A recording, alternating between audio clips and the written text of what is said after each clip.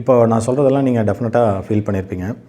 உதாரணத்துக்கு ஒரு கடலை சாப்பிடும்போது வந்து பார்த்திங்கன்னா, கரெக்டாக நீங்கள் எடுத்து சாப்பிட்ற அந்த கடலை சொத்த கடலையாக இருக்கும்.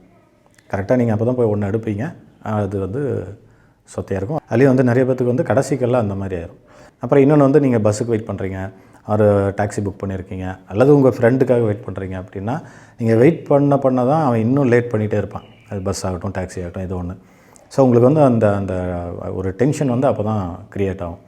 அதே மாதிரி நீங்கள் ஏதாவது ஒரு க்யூவில் நிற்கிறீங்க, ஒரு டிக்கெட் வாங்குறதுக்கு ஏதோ ஒரு ரீசனுக்கு நிற்கிறீங்க அப்படின்னு சொன்னால், உங்கள் க்யூ மட்டும் ஸ்லோவாக போகும்.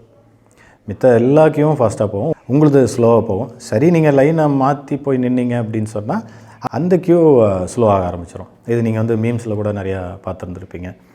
இப்போ அதே மாதிரி தான் வந்து பாருங்கள், நம்ம வந்து டெமோ அக்கௌண்ட்டில் நிறைய ட்ரேட்ஸ் எடுப்போம். ஓகே, அதே மாதிரி லைவில் எடுக்கும்போது வந்து லாஸ் வரும். அண்ட் இன்னொன்று, லைவ்லேயே ட்ரேட் எடுக்கலாம் அப்படின்ட்டுலாம் நீங்கள் நினைப்பீங்க. அந்த ட்ரேடெல்லாம் வந்து சக்ஸஸாக இருக்கும், நீங்கள் நோட்டில் எழுதும்போதெல்லாம் கரெக்டாக இருக்கும். பட் அந்த ட்ரேடை வந்து நீங்கள் எக்ஸிக்யூட் பண்ணும்போது இது லாஸ் ஆகும். ஸோ இது மாதிரியான பிரச்சனை வந்து உங்களுக்கு மட்டும்தான் இருக்குது அப்படின்னா அப்படி கிடையாது. இது ட்ரேட் பண்ணுற எல்லாத்துக்கும் இருக்கும், இன்க்ளூடிங் எனக்கு முதற்கொண்டு எல்லாத்துக்கும் இருக்கும். ஆனால் இது வந்து எப்படி சரி பண்ணுறது அப்படின்னா, ஆக்சுவலி இது வந்து சரி பண்ணுற விஷயம்லாம் எதுவும் கிடையாது. இதுதான் வந்து டைம் பர்செப்ஷன் அப்படிம்பாங்க. அதாவது என்னென்னா, நமக்கு நடக்கிற கெட்டது மட்டும் நமக்கு ரொம்ப ஒரு ஹைலைட் ஆகி தெரியும், அவ்வளோதான். மற்றபடி நமக்கு நிறைய நல்லது நடந்துகிட்டு தான் இருக்கும். இப்போ இன்ஃபேக்ட் சொல்லப்போனால், இப்போ நான் வந்து யூடியூப் சேனல் வச்சுருக்கேன். இப்போ நம்ம மாதிரியே நிறைய பேர் யூடியூப் சேனல் வச்சுருக்கீங்க.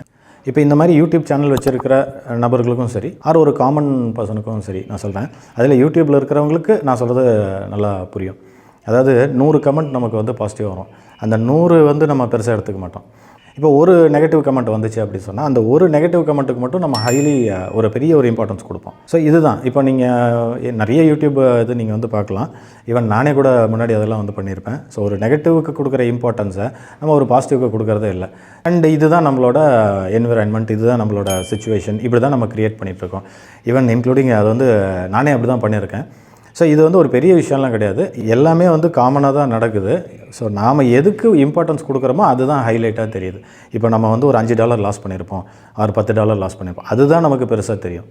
அது பெருசாக தெரிஞ்சுக்கிட்டே இருக்கும். ஆனால் நம்ம நிறைய ப்ராஃபிட் பண்ணியிருப்போம். ஈவன் நீங்கள் வந்து ஒரு ஹிஸ்ட்ரி எடுத்து பாருங்கள், நீங்கள் நல்லாவே ட்ரேட் பண்ணியிருப்பீங்க. ஏதாவது ஒரு மிஸ்டேக்கில் நீங்கள் அக்கௌண்ட்டே மொத்தமாக லாஸ் ஆகிருக்கும். ஸோ நம்ம வந்து அதை தான் பார்த்துட்ருக்கோம். இப்போ நான் சொன்ன இந்த விஷயத்துலேருந்து நீங்கள் வெளியே வரணும், இது எனக்கு பிரச்சனையாக இருக்குது அப்படின்ட்டு நீங்கள் நினச்சிங்க அப்படின்னா, இப்போ நான் சொன்ன விஷயத்த கொஞ்சம் டீப்பாக நீங்கள் யோசித்து பார்த்தாலே உங்களுக்கு புரியும். ஆட்டோமேட்டிக்காக நீங்கள் வெளில வந்துடுவீங்க. ஓகேங்களா? அடுத்த வீடியோவில் சந்திப்போம்.